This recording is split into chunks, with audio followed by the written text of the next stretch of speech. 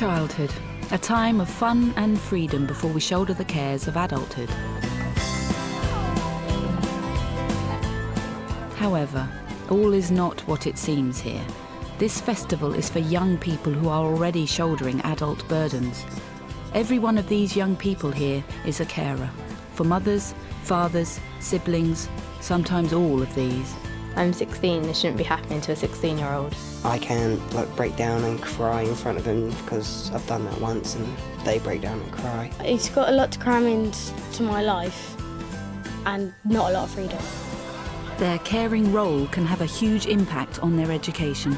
A lot of the kids, they're at school, they'll arrive late or they'll miss school because of sort of their personal circumstances. There are 1,600 children gathered here today, less than 1% of the estimated number of young carers across the country. The recent census in 2001 actually identified 175,000 young carers caring across the UK, but we do recognise that this is probably the tip of the iceberg. To find out some of the problems these children can face, both in school and elsewhere, this programme offers a revealing insight into the lives of 3 young carers. I'm Sarah Jane, I come from the Isle of Sheppey, which is in Kent. I'm 16 years old and I go to Minster College. I've just left and hopefully going there for my A-levels.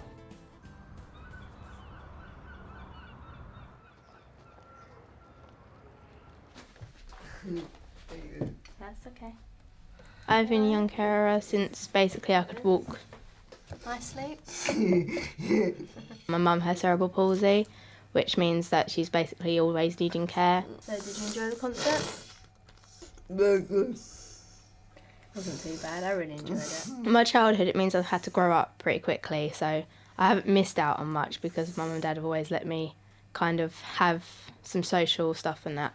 But I do think that I have had to grow up more than my friends have had to, and I've matured more quickly. And also I think that I've got a better aspect on life as well. Never think of somebody in one way because I always think, well, they might actually have a situation. All right. You all right? Good. And what time are you off today? About 10 minutes. 10. If Mum wakes up in time, because obviously I get up really early for the trains and stuff, I help get her dressed, get her breakfast, help Dad with stuff and that, and then just get ready for college, go to college, come back, help Dad if Mum falls over, give Mum a bath, shower, take her out if she wants to go out, help with the dinner and stuff, housework as well. We got married 22 years ago, and parental advice was not to have children, but after 5 years we said no, we want children. So along came Sarah Jane, and Sarah Jane has been looking after her mum or helping her mum ever since she could walk and talk, really, helping her on with her shoes when she was younger and what have you. And it's progressed from there. Me, I had Crohn's disease when I was in the Navy, when I was 19. I've had 2 operations to remove parts of the small intestine. And the medication from that caused kidney failure, which meant in 2000 I had to go on to dialysis. And then 2 years later, I got a successful kidney transplant. I don't really know what it's like to have someone else there with me helping care 24/7. But being an only child, I think, does have its difficulties. You can, with 2 people or 3, you can share the responsibilities and maybe have a rota, whereas it's mainly just me doing it, obviously, and just one person lifting up my mum because Dad can't, and that if my mum falls over and stuff. I mean, I still get people in the street kind of look at you funny and stuff, and you realise what they're thinking about. But mainly when I was at primary school and middle school it happened, it's like they pick on you because they think you're different for caring for somebody who's different. And it's like they're bullying your parent through you, which means they're obviously bullying you as well. Well, that's what I found anyway.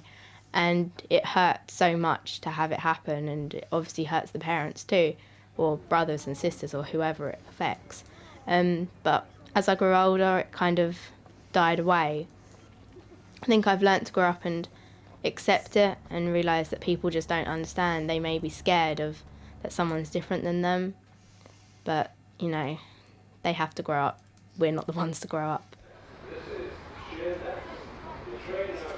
Especially when Sarah Jane was younger, people picked on her at school because she had a disabled mum, which seemed to, when the Young Carers initiative started, that seemed to sort of help Sarah Jane get over those problems.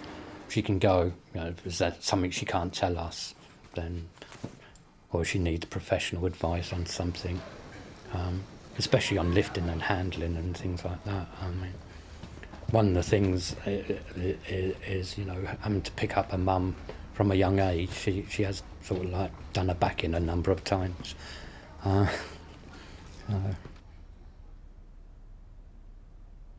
We take young carers on anywhere from the age of 5 up to the age of 18.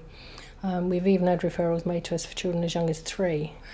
During the summer holidays we run day activities. We've also got our own camping equipment. The kids love that. You know, it's just sort of doing normal childhood things. You know, we major a lot on restoring their lost childhood. And then during the school term times we have 2 weekly support groups. One's in Sittingbourne and one's in Sheerness. I've been going to Young Carers Group for years now. I think I was in primary school when I started going to Young Carers Group. And it's so important to my life, it's unbelievable. I mean, I was one of the first on the Spell Young Carers project, and I've seen it grow and stuff, and it's amazing to see other people that are in the same situation as you, and you can help each other along, and it's someone to talk to that understands what you're going through, and it's so much more easier than talking to someone who doesn't understand. We've got a total of 18 volunteers that help with the support groups and activities, and some of those are specially trained that they can be assigned to a child with particular additional needs, particularly if it's a child, you know, in a single parent family, so they've got no adult role model, they've got no listening ear, no one to support and to bounce ideas from. And that's been really successful. From that we've had young carers that have gone on to further education or that have accessed jobs which otherwise, you know, they just wouldn't have done. They would have just sort of dropped out of society, really. We've contacted every school in the area, of which there's 74 in Swale. We've contacted them all, and a couple of schools are gradually letting us in and we're sort of forming relationships with them. But one of the colleges in the area, when we contacted them, we were told sort of by their head teacher that we haven't got any young carers here. And we said, well, sorry, you know, but we know of 9 that are registered within our project, and that's without us knowing the other children that are in your school.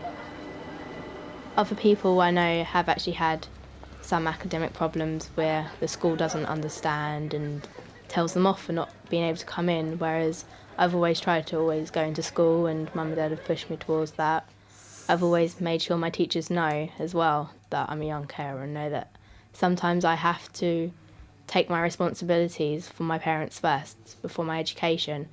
And I have trouble sometimes with homework and stuff because I don't always find the time to do it. And I know sometimes situations where Dad's had to write letters in saying I've been caring and stuff, and I haven't had time to do it. But my teacher's been pretty relaxed, and I think I'm one of the lucky ones that actually have a relaxed education, being a young carer. Children's ministers from the 2 main opposition parties. We have our representative from the Office of the Children's Commissioner and a young carer from Telford who's actually been going across the globe to try and spread the word about young caring. If you want to be here, now is the time to get here. We've moved the whole thing into the coffee tent so you can get some shade, and if that's an appealing prospect, come in. Some debate as well about what it is that can be done to help young carers. If you have a question for any of the VIPs here, or you just like to come... This festival is so important because it gives the young people a chance to chill out, gain new experiences, meet old friends and new friends, but to know that they're not alone. And also, as you can see, we have the opportunity to have media on site to talk to ourselves and to the young people. And then we take the messages that the young people give us all weekend in the Children's Society Voice Zone back to policy makers, directly to Parliament, directly to the Children's Commissioner, back to the DFES. Needs and requirements of young carers to be put into legislation. We want to influence agencies that work with young people to recognise that their needs need to be supported across all agencies. Most importantly for education and schools is that teachers are the first point of contact for these pupils. And we are asking schools if they could think of sensitive ways to identify these young people so that they feel able to come forward and ask for support. Young people tell us that their education is often affected and that teachers don't understand, but equally they say that they don't really want the schools to know because they don't want to be treated differently. So this is a really difficult situation for the teachers. And as far as Parliament's concerned, we have a new early day motion calling for the duty on education. One of the things we recommend is that perhaps the schools develop a schools notice board. So if the young person doesn't want to be publicly identified, at least they can see whether support for young carers on the notice board. Other things that we suggest is maybe a schools drop-in club, recognising that if the young people are late in the mornings or behind in the coursework, to try and find out the reason. Young carers will often make up all sorts of excuses apart from actually telling the real one. I'm Gemma and I'm 14. I go to Chamberlain Park and we have our own little young carers group there because there's many young carers in our school, and it helps us quite a lot. Chamberlain Park School in Southampton has been running a young carers group for 4 years. Right, other notices. Young Carers Cooking Club is Thursday the 12th. Let's move on then. Chloe's first meeting was last week, so we haven't all met Chloe, have we? No.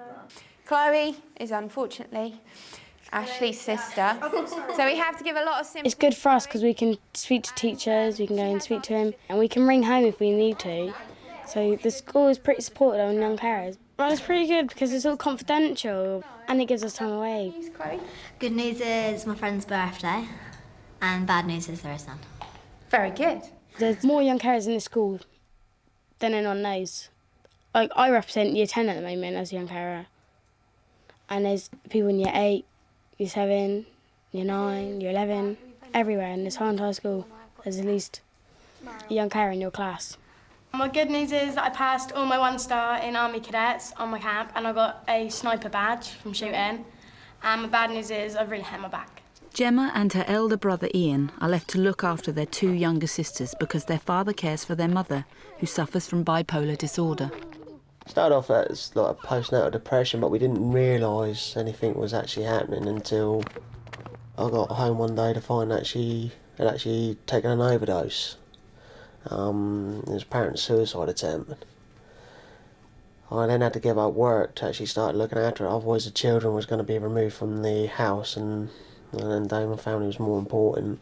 Their mum's condition involves a cycle of mood changes, combining severe depression with manic episodes. My nan finally told me and I goes, well, why did I have to get out of my nan? Why couldn't my parents tell me? But they'd be like, she cut herself sewing. I really doubt that. But a few times, when I wasn't used to her having her anaphylactic shots, I'd run and hide in the back garden. You'd see me all curled up in the corner, crying or something like that. So it was quite hard. Part of the illness is taking too many tablets, overdosing, which obviously could kill her that way. Or another time is she will cut herself. She does self-harming. And sometimes the kids are here with that and they actually have to help. And if need be, make the phone call to get an ambulance down to help. It's not a shock because you know it's going to happen soon enough because she hasn't been ill for a bit, so you know she's going to be ill soon. As the eldest, Gemma's brother Ian helps look after his mother, as well as the younger children.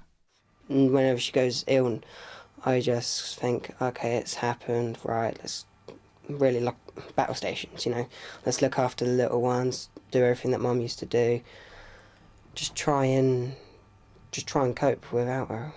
It's one of those things now, because it's happened so often. I don't know the sound of this. I'm going to have to meet this boy, and I. Nope. Yeah. When Mum's ill, as she's at home before she goes off to the hospital, it's kind of like this. We wake up in the morning, we make sure that Mum's alright, just in case she's done something over the night, got even worse. I go off to college, little ones go off to school. And then when I come home from school, it's kind of like look after Mum, make sure that she's okay, do anything that she needs doing, which she can't really do, and keep an eye on the little ones. You got to put all your problems, all your stress, all your worries, all your anger away and just concentrating on my mum and accepting what's going on, looking after my sisters and just staying out of her way. And when she's taking her anger at me, shouting at me, swearing at me, like sometimes maybe like slapping me for no reason, I've got to just accept it and just sit there and let her do it or walk off, and I can't do anything back. What they have to do is really stop being kids. Sometimes like they can't go out because we need them to help look after the two little ones, while most of the concern is taken up with the mum. They also have to like stay out the way, keep quiet, try not to argue, make allowances for their mum's temper or snapping. Basically like hide in one sense. Where can we get a home? What animals are they? Guinea pigs. We like this house. We can run in here and we can hide in here. Oh, when my mum's here, all of my time's devoted to the family. Like people say, "You coming out?" I could say no, and I'd make an excuse. I'd take my sisters everywhere, to the shop, to the park, out. I'd have to do anything that they want to do. I'd got to do anything to keep them out of my mum's way. Hi. Since I'm there, they all look up to me. Like, I feel that I can like break down and cry in front of them because I've done that once, and they break down and cry.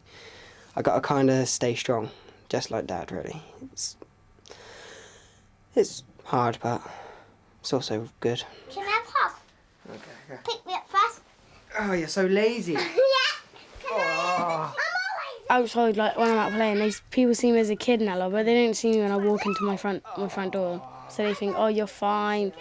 You do have a childhood. You get to play games with and everything like that." But what they don't know is when they go in, they can go and do whatever they want. I go in, I gotta cook, I clean up and stuff like that. I look after my mum, so I've only got a few hours out. So I try and live that as much as I can. Kids can be nasty anyway, and if they find out that you're a carer for your parent because your parent's got an illness, especially if it's a mental health illness, because it's still such a taboo subject, it's just more ammunition for them to further the bullying. You get like every now and then someone going, "Oh, your mum's fat, mental, psycho, suicidal, whatever." And like last year I had someone go, "Oh, at least my mum can look after her kids, unlike your mum." Now, you've got two halves. Does anyone remember to bring their script with them? No. Wow, Ashley, you should get a prize for that. They've had projects, focuses for each year, and they were quite keen to raise the awareness of other teachers in the school, because obviously we've had new staff come into the school in September. So we talked about different approaches, and the deputy head said that we could have some time after school before people's meetings to just present a bit of a background about what they're doing at home and things. We invited you here to tell you about who we are and what we stand for. The Year 9 player is going to tell you about our life outside school.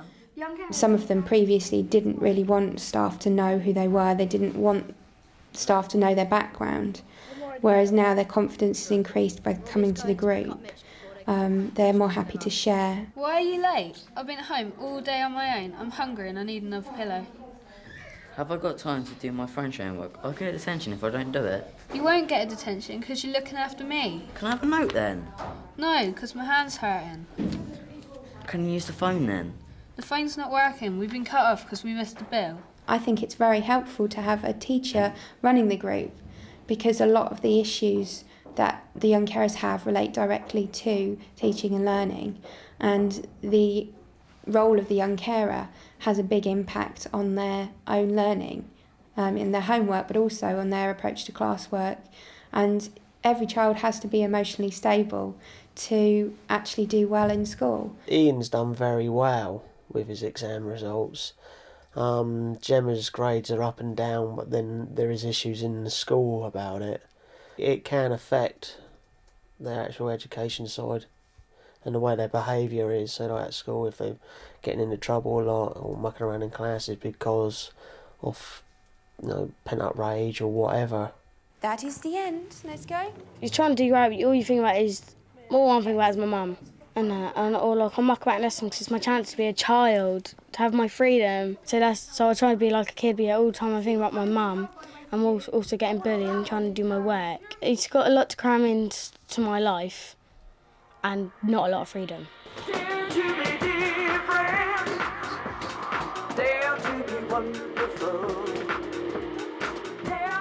When I go back to my room, I get stressed, I swear, I say I hate her, I walk out, I hit things, I throw things, I damage things, I just say I hate her. I was at first angry with Mum, like why did that have to happen?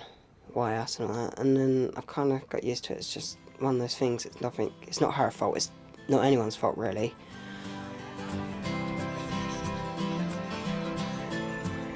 Most of my childhood's been taken away from this. I've just got to think, sure, it should be better in about a week. It'll be alright, it'll be alright. Then I'll have a few weeks or maybe a few months where I could be a kid again.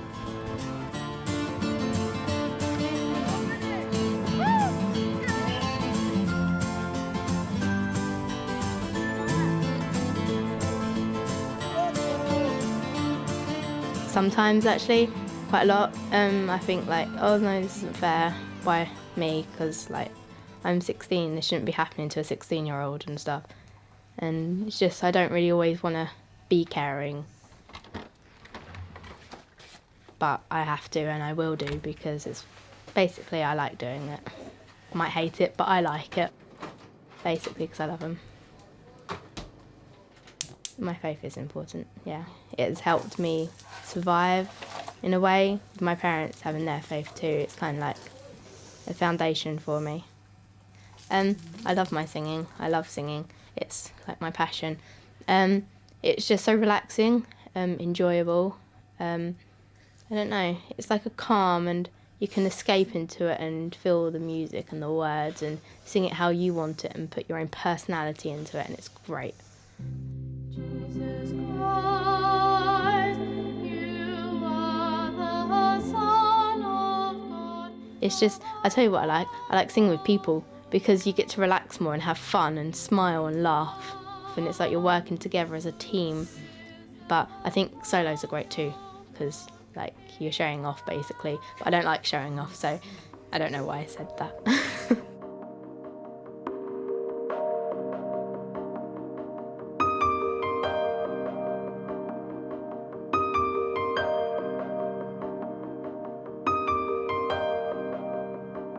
Showing off is probably the last thing young carers want to do. Their dream is to have as normal a childhood as possible despite their circumstances. This can only happen if their problems are known and understood. Awareness needs to be a bigger issue. More awareness of young carers will be helpful, you know, telling people not just about young carers but about disabilities as well, because people know more now that there are young carers and they know obviously that there is a problem with young carers being there and stuff, but behind the young carer is obviously the person who's disabled. In a lot of respects, teachers, you know, are there to teach, and this sort of support is a very different approach to the needs of the children. I mean, I'm doing this because I think it's important, but it doesn't come under the direct contract of the teacher, you know, it's something extra. There's some amazingly good practice out in schools, but I do recognise that teachers are very busy people, have a lot of demands put on them, and there are still a lot of gaps in practice. Teachers tend to think, you know, little Jimmy in the back of the class, he's asleep, he's a pain or whatever, and, you know, he's just not performing well at school. Whereas, you know, very often if you can identify that they're a young carer, they just need a small element of help within school and just that bit of understanding, you know, access to the phone at lunchtime to check that mum is okay and things like that. And it can make such a big difference to them. And texting my mum, she's alright, I'm alright, I was all good about that. It makes me smile when I get a text from her, so it's all good. So, yeah. We have only dipped into the lives of our 3 young carers, but their caring goes on, day in, day out. as their video diaries show. Well, I bought some chocolates and I bought her some magazines so she can keep up what's going on TV and that. Sometimes to actually give Mum a bath, you actually have to get into the bath with her because it is so awkward, and with my back being the way it is, it hurts.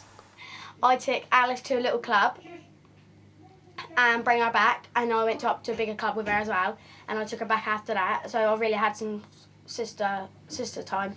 Alice and Leah had to, well, were messing around, so we had to go within an hour and then like that because I didn't get to see much of Mum. I was pretty upset, but... Doing a video diary seems to make me more aware of actually what I get up to as a young carer, and more I make more notices of what I actually do, whereas usually it's just a subconscious thing that just I don't really realise that I'm doing. Stories like Gemma's, Ian's and Sarah Jane's are repeated in tens of thousands of homes across the country. The chances are that in every classroom, in every school, there is a young carer. I'm 13 and my name's Darren. My name's Chris and I'm 13 years old. My name's Amy and I'm 12. My name's Rob and I'm 14. I'm Ashley and I'm 13 years old. I'm Chloe and I'm 11.